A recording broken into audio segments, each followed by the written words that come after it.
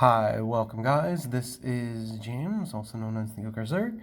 This is going to be the start of my version of what if Izuku Midoriya was the shield hero from Rising of the Shield Hero. And my Izuku, how my story is going to differ from Noah's stories, and I had already planned this out, had what I wanted to go over to like really get the story going, and then because I have an endpoint that I want to get to with Shield Hero, and then I've figured out a way that I can get to it. And I originally was going to pick like bring Izuku out after the events of Eri, but I figured I might as well just go ahead and take it to where after the first year of UA. So that's how my version of the story is going to be. My Deku is going to be different than Noah Story's Deku. That being said, if you haven't already subscribed to this YouTuber, please do go look him up and give him a subscription, because he does different kinds of what ifs. He predominantly does My Hero Academia, but he does do some other different what ifs. That being said, give me a moment to pause the video so that I can switch over to my thumbnail. So there's no original artist that I can find for this photo. I pulled it off of a wallpaper site, and in the next video I will show where I got it from. So that being said, let's get into this. So just like the other YouTuber, like there's really no other way to do this, because it is kind of what happens in the canon of Shield Hero. Izuku needs to look up some stuff, and he goes by the school library, and he's looking like up old heroes and stuff, trying to gather more information, because this is towards the end of his first year at UA. He's gotten stuff under, and he's looking more into like all references that he can find on All for One and old heroes. And so he's looking through all this information because he has to write like a book report or stuff, like a summer book report.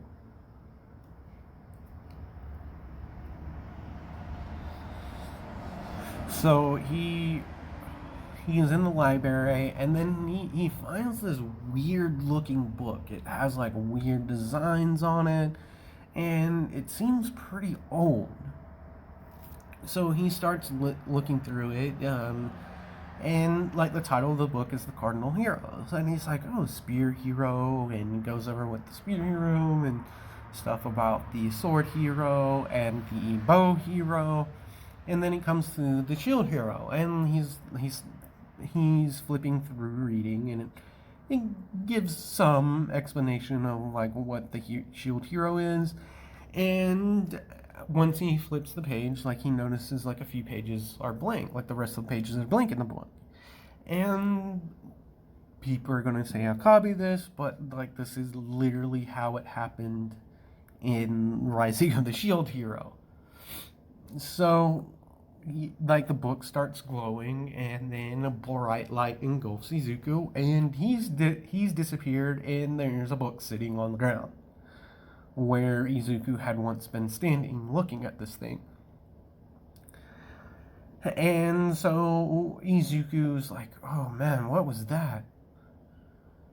And he, just like in canon, Izuku is greeted, and then he notices the shield on his hand, and he's like, what's going on here? Like, I got transported to another world? And then like he notices in the bottom of his eye like a little tab, and he's just thinking about it, like, what's going on? This is weird and stuff like that. And so they get to their audience with the king.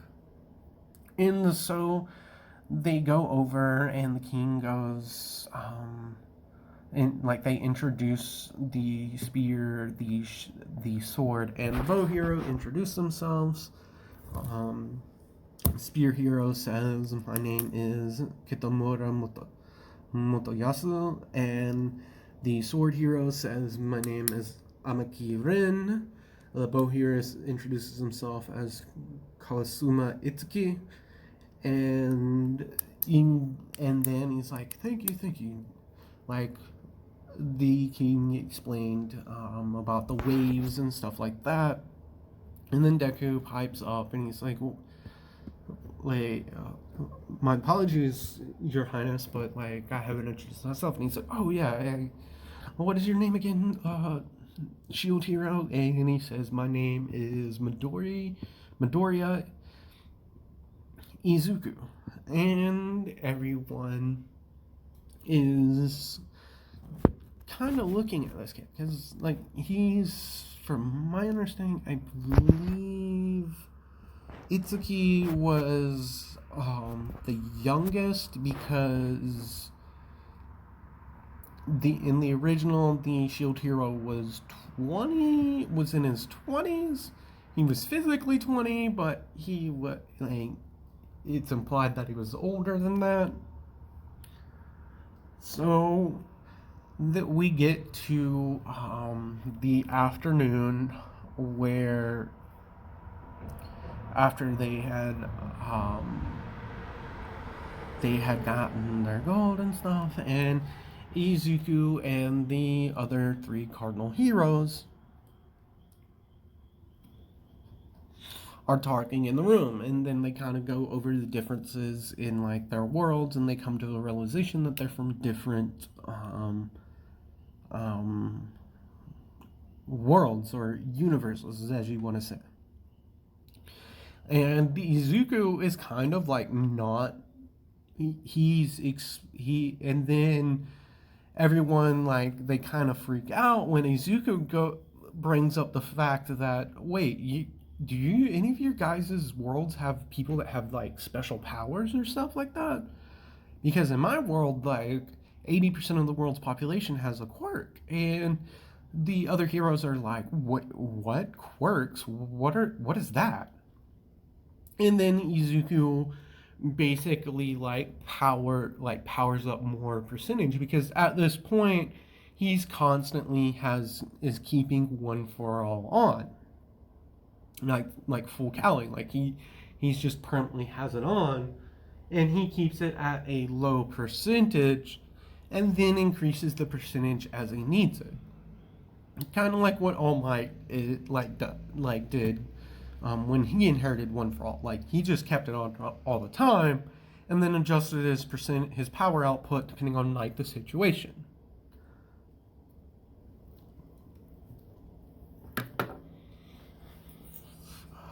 And they're all like, dude, that's crazy. And then he's like, that's not all. And this is spoilers, so if you haven't watched the anime and have gotten into the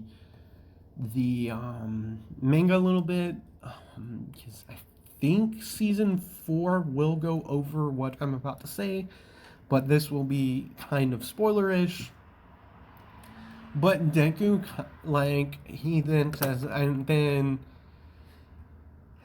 because he doesn't explain that his quirk can get passed on, but he explains that his quirk gives him like different abilities. It's like an enhancement quirk. And they're kind of like, because they had gone over like the differences in the heroes and saying that the shield class is the weakest class. Like, no one does shields in the games and stuff that they have in their worlds. So they kind of freak out when Izuku produces like these black tendrils, and he's like, yeah, like in my world, like superheroes are a legitimate job. And the other three are kind of like, geeking out about this because the other three are big into like games and stuff like that. So they're like, so you've basically been living a video game your entire life? And Izuku kind of smiles and puts his head behind his back and he's like, yeah, kind of like if you, well, you can say this, but to me, this is more like a video game, you know?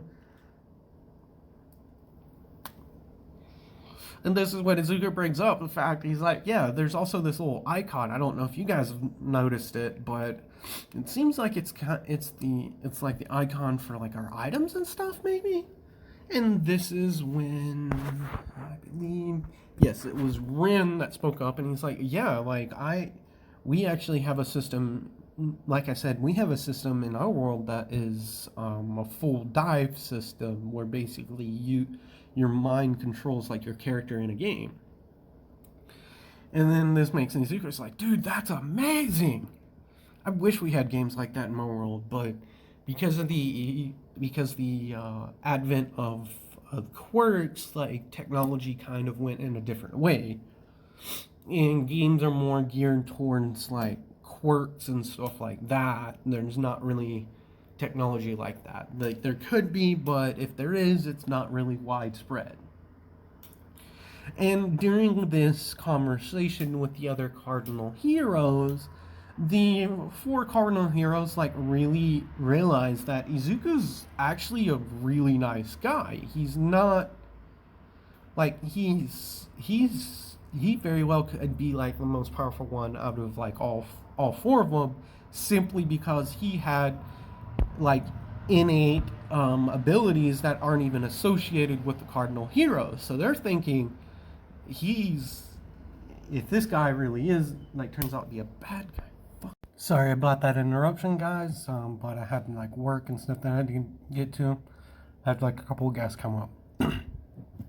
So where we left off, like the other three cardinal heroes we're thinking is like, this dude actually is a freaking bad guy. Like, fuck us. Like he kind of has like a freaking head start on us and everything, cause Izuku and everything like basically explained to them like how like in his world like people have quirks and stuff and there are quirkless people, and he still protects the notion of one for all because he understands people would probably try to like kill him for this freaking power. So he doesn't tell him that it can be passed on, but he said one of the number one hero in Japan basically took him under his wing when his quirk first manifested. And Izuku's like, I don't like lying, but I can't let them know because like this world like it doesn't have this, and people would be seeking out this power and possibly try to kill me over it. Because at this point, Izuku has come to the realization that he will have to kill stuff to survive because that's his job now as the shield hero. Because Izuku's not dumb. Like, he doesn't want to kill things, but he understands, like, he reluctantly will, like, kill these monsters and stuff. But when it comes to, like, humans and everything, he's still going to have that mentality of a hero in My Hero Academia. And so basically Izuku explains, like, his childhood, how he was picked on because he was quirkless and everything. But he actually had a quirk, it didn't manifest until he had his body worked out and was trained by the number one hero during like their practice and everything, because he explained that his quirk kind of manifested a little bit when he was attacked, and then the number one hero saw this, and the number one hero asked like All Might asked him basically like in like flashback, he's like, yeah, All Might asked me, he's like, you seem like you have a pretty powerful quirk there, young man. And Izuku's like, and he says that I basically was standing there like, I have a quirk now. I have a quirk. And then he says, the number one hero says like, what do you mean you have a quirk? And Izuku says to them that his quirk awakened at that moment when his life was in peril. And then these black whips things kind of manifested again when his life was in after like he came to from a near death experience. And this is kind of freaking the other cardinal heroes out because they're like, dude, this credit, and he's like, this guy's nuts. And they're kind of thinking, I was like, thank God he's the shield hero, because if he was like if he had one of ours, he would be completely broken. Little do they know. So that being said, the events of the next day when they're selecting party members and stuff like that, Izuku does go through the things with God. I can't even remember her actual name in the series. I just remember what she's called later. One moment. Well, screw it. The princess. Like, the princess does the whole thing where she asks Motoyasu, the spear hero, if she can join the shield heroes party. She takes them to the armory, like they get their armor and stuff like that, and they go out hunting.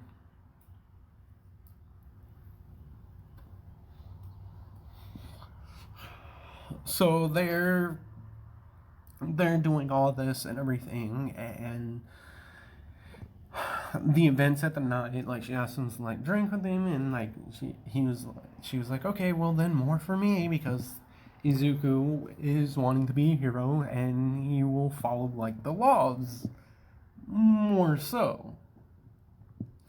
As far as like littering and stuff like that, drinking underage, he won't do that, and he still thinks, even though it's perfectly legal for him to do it here, he shouldn't, because he doesn't know whenever, like, when he goes home, when that will be. Like, it could be like a year, it could be like 2 years, or it could be like 20 years. He doesn't know. So at this, like, they're out hunting, and this is when the princess, basically, like, she's in cover, and like she's seeing him like take like these balloon things out with like punches and kicks, and then eventually like he starts using like black whip to like move around a little bit more. And Izuku's doing this, like he's doing all this at like 10% of one for all. So, and I will say at this point, his body can keep all the energy for like 10% within his body, because he is a little bit older, he is a little bit bigger, and at this point I imagine he's put on a little bit more muscle mass. So she just sees him doing this, and she's just like, what the hell is going on with this dude?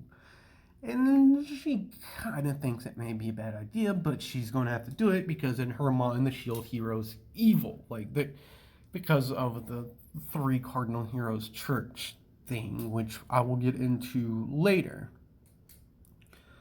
See, the last part was almost 12 minutes, so that means this is at almost 19 minutes. And so, like, they're going through the evening with the drinks happened, and he gets accused of being raped. Moriyasu's like is kind of a fucking dumbass of a man. Like, God, this dude. He's the type of guy that you just want to punch his damn face. So, like, you really understand now, Fumi in Rising of the Shield Hero, why he really dislikes this freaking dude.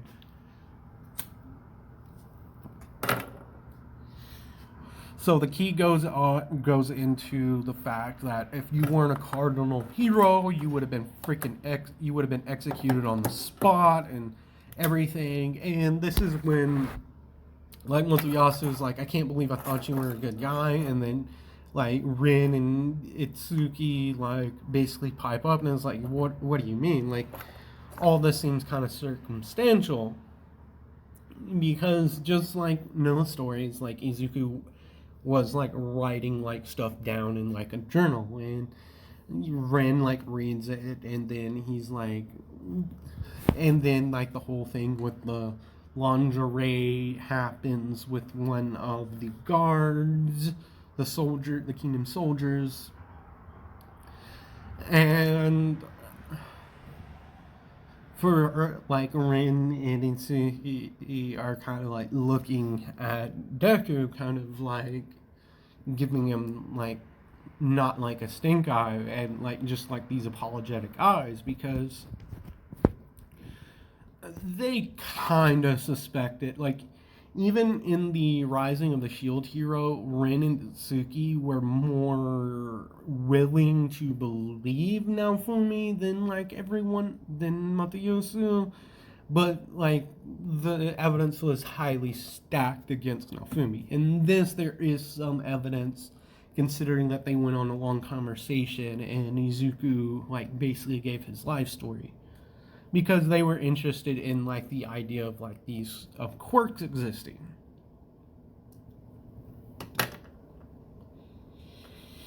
Because even in the anime Rising of the Shield Hero and in the manga and the light novel, they do go over the differences of their worlds, of their Japan, because as far as I know, like all four of them are from Japan, but just a different Japan. So that being said, now Fumi's like Deku is like, you know what? Screw all of you. I'll prove my innocence. I'll prove that I'm a hero. I was being trained to be a hero, like in my world. And the accusations, like blind accusations in this without any proof, is idiotic. And just basically storms out after this. And the thing with now Fumi and the blacksmith does happen. The blacksmith gives him like the robe, like in canon, and then Izuku basically goes like outside of freaking town, and like he's like, well, if they want to do that, let's get training. Let me get to training, because Izuku does have one for all, and he has a decent control over it. And it's something he hasn't realized yet, is that one for all, the shield can absorb, gives him a higher endurance. So he's not going to like go over what his limit in My Hero Academia is at that point.